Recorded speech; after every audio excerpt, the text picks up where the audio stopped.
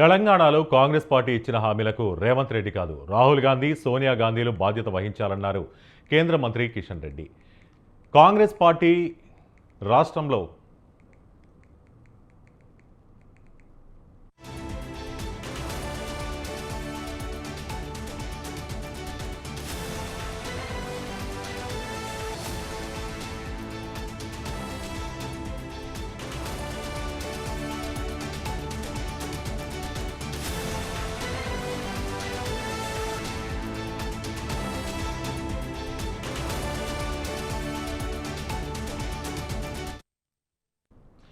Congress party అధికారంలోకి రాకముందే అబద్ధాలు చెప్పడం, అనేక రకాల అమలుకు సాధ్యం కాని హామీలు ఇచ్చిందని మండిపడ్డారు.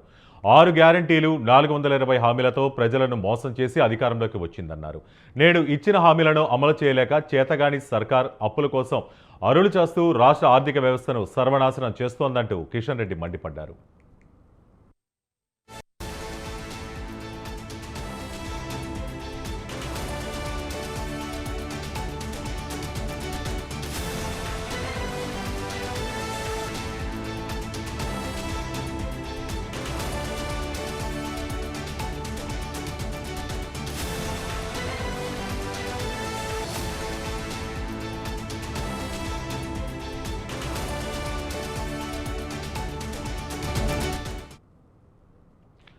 రాష్ట్రంలో నిరుద్యోగ యువత కష్టాలను ప్రభుత్వం పట్టించుకోవడం లేదని కిషన్ రెడ్డి ఆరోపించారు.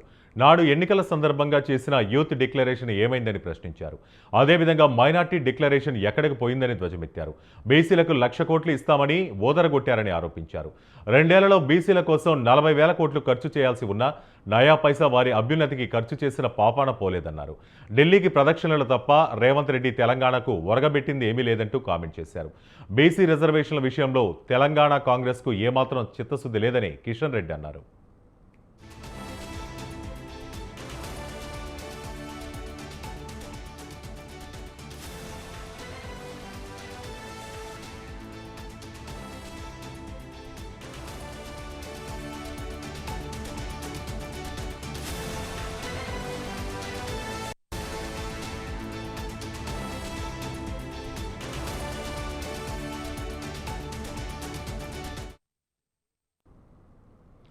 బీసీ రిజర్వేషన్ల పేరుతో ఎవరిని మోసం చేయాలనుకుంటున్నారని కిషన్ రెడ్డి ప్రభుత్వాన్ని ప్రశ్నించారు.